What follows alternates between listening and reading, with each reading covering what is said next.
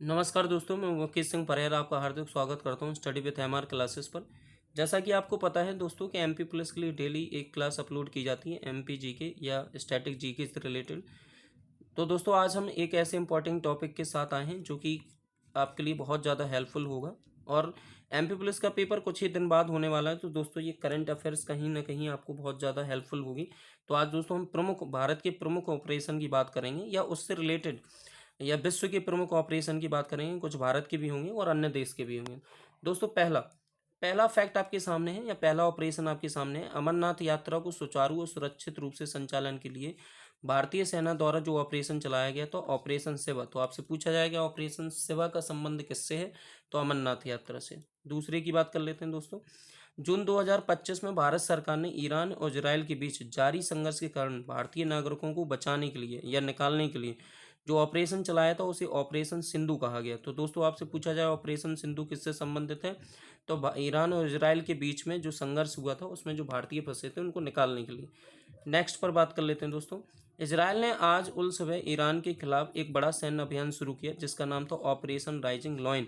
तो भैया इजराइल ने ईरान के खिलाफ जो एक ऑपरेशन चलाया था उसे ऑपरेशन राइजिंग लॉयन कहा जाता है। फिर हम नेक्स्ट की बात कर लेते हैं कि ईरान ने इजराइल के खिलाफ कौन सा चलाया था। तो ईरान ने इजराइल के जवाब में ऑपरेशन टू प्रॉमिस थर्ड शुरू किया है दोस्तों। नेक्स्ट की बात कर लेते हैं। नेक्स्ट में बोला जा रहा है कि ऑपरेशन मिडनाइट हैमर, ऑपरेशन कौन सा, मिडनाइट हैमर, एक गोपनीय अमेरिकी सैन्य मिशन था जिसे 21 से 22 जून 2025 को ईरान के 3 प्रमुख परमाणु ठिकानों पर हमला करने के लिए अंजाम दिया गया था। तो आपसे पूछा जाएगा कि अमेरिका द्वारा ईरान पर उनके सैन्य ठिकानों पर ईरान के 3 प्रमुख परमाणु ठिकानों पर हमला करने के लिए कौन सा ऑपरेशन चलाया गया था। तो मिडनाइट हैमर एक ऑपरेशन जो कि गोपनीय ऑपरेशन था, ठीक है, और अमेरिकी सेना द्वारा इसे एक तरीके से चलाया गया था। नेक्स्ट पर बात करेंगे तो 6 मई 2025 को ऑपरेशन सिंदूर के तहत भारत ने पाकिस्तान के आतंकवादियों के ठिकानों पर क्या किया था, हमला किया था। तो ऑपरेशन सिंदूर ये कहीं ना कहीं आपसे पूछा जाएगा कि ऑपरेशन सिंदूर किससे संबंधित है। तो पहली बात भारत से संबंधित है और ये जो पहलगाम हमला हुआ था उसके जवाब में पाकिस्तान के आतंकवादियों के ठिकाने पर हमला किया गया था भारत की सेना द्वारा। लेकिन भारत के ऑपरेशन सिंदूर के जवाब में पाकिस्तान ने भी 10 मई को ऑपरेशन बुनियान ए मरूस करके लॉन्च किया था। तो आपसे पूछा जाएगा कि पाकिस्तान ने ऑपरेशन सिंदूर के खिलाफ में कौन सा ऑपरेशन चलाया था, तो बुनियान ए मरूस करके लॉन्च किया गया था। ठीक है दोस्तों, हम बात कर लेते हैं कि अगले ऑपरेशन की।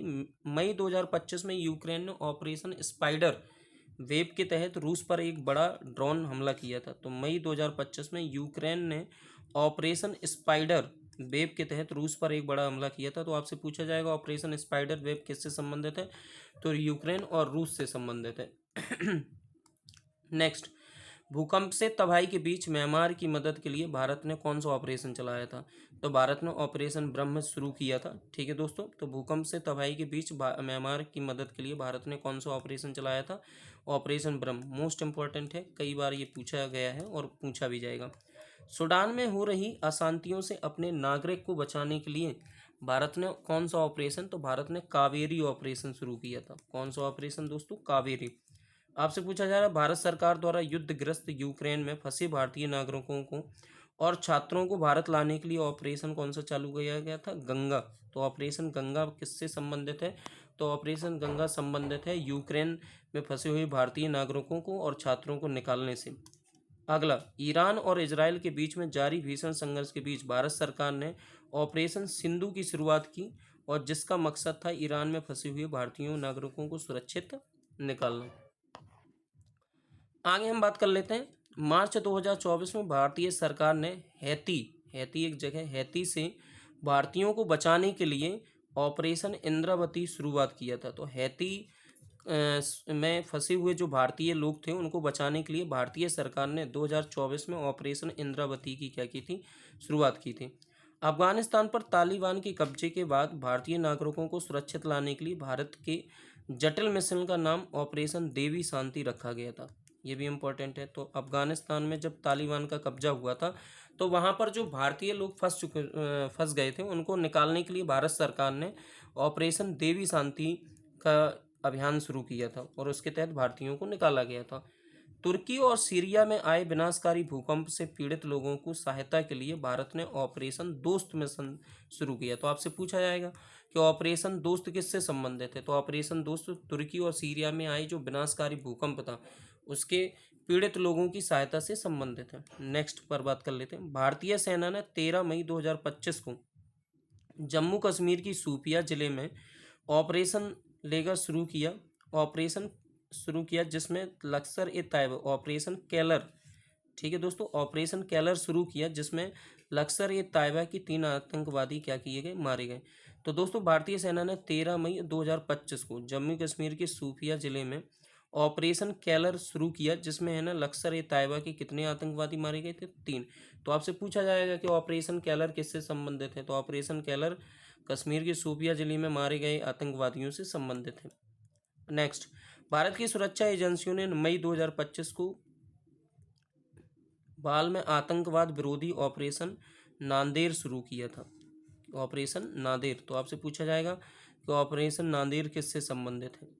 नेक्स्ट, मई 2025 में छत्तीसगढ़ तेलंगाना की सीमा पर नक्सलवाद के खिलाफ सुरक्षा बलों द्वारा operation black forest, most important.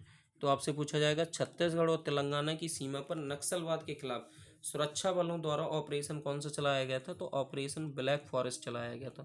कौन सा ऑपरेशन चलाया गया था, ब्लैक फॉरेस्ट। अगले पर बात कर लेते हैं। पश्चिमी सीमावर्ती राज्यों में आयोजित नागरिक सुरक्षा को मॉक ड्रिल ऑपरेशन शील्ड के तहत की गई थी। तो पश्चिमी सीमावर्ती राज्यों में आयोजित जो नागरिक सुरक्षा मॉक ड्रिल है वो ऑपरेशन शील्ड के तहत क्या की गई थी, जारी की गई थी। भारतीय सेना ने ऑपरेशन टिक्का के तहत जम्मू कश्मीर के उरी सेक्टर में नियंत्रण रेखा एलओसी पे घुसपैठ की कोशिश को नाकाम किया था। तो ऑपरेशन टिक्का किससे संबंधित है, तो ऑपरेशन टिक्का एलओसी से संबंधित है। जो एलओसी उरी सेक्टर में जो एलओसी पर घुसपैठ की कोशिश कर रहे आतंकवादी थे या जो अन्य लोग थे उनको ऑपरेशन टिक्का के तहत नाकाम किया गया। केंद्रीय जांच ब्यूरो सीबीआई ने अमेरिका से प्राप्त इनपुट के आधार पर ऑपरेशन हॉक शुरू किया और ऑनलाइन बाल यौन शोषण के जुड़े साइबर अपराध के नेटवर्क को सफलतापूर्वक क्या किया, ध्वस्त किया।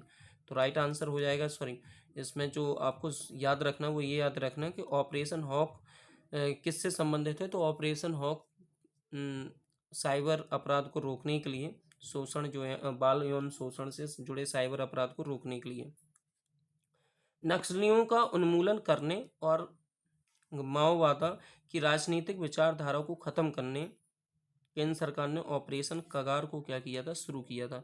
तो आपसे पूरा पूछा जाएगा नक्सलियों का उन्मूलन करने, उन्मूलन मतलब खत्म करने, और उनका माओवाद राजनीतिक विचारधारा को खत्म करने के लिए केंद्र सरकार ने ऑपरेशन कौन सा ऑपरेशन चलाया था, तो ऑपरेशन कगार चलाया था। अगले पर बात कर लेते हैं। भारतीय वायुसेना ने उत्तराखंड के जंगल की आग में निपटान के लिए किस ऑपरेशन, तो ऑपरेशन बाम्बी बकेट को क्या किया गया था, शुरू किया गया था। भारतीय सेना और भारतीय वायुसेना ने उत्तरी लद्दाख क्षेत्र की ऊंचाइयों को सुरक्षित रखने के लिए ऑपरेशन मेघदूत, तो आपसे पूछा जाएगा मेघदूत किससे संबंधित है, तो लद्दाख क्षेत्र से संबंधित है। भारतीय रेल द्वारा यात्रियों के खोए हुए सामान की ट्रैकिंग के लिए ऑपरेशन अमानत, ठीक है, नामक शुरू की एक पहल चलाई, ठीक है। तो ऑपरेशन आपको याद रखना है कि अमानत क्या है। रेलवे सुरक्षा बल ने महिलाओं और बच्चों को तस्करों से बचाने के लिए ऑपरेशन आहट चलाया, ठीक है, जिसे एक्शन अगेंस्ट ह्यूमन ट्रांसफिक कहा जाता है, ठीक है दोस्तों। तो अगर आपको ये दी गई जानकारी पसंद आती है तो प्लीज़ आप लाइक एंड सब्सक्राइब कीजिए और कमेंट कीजिए। धन्यवाद दोस्तों।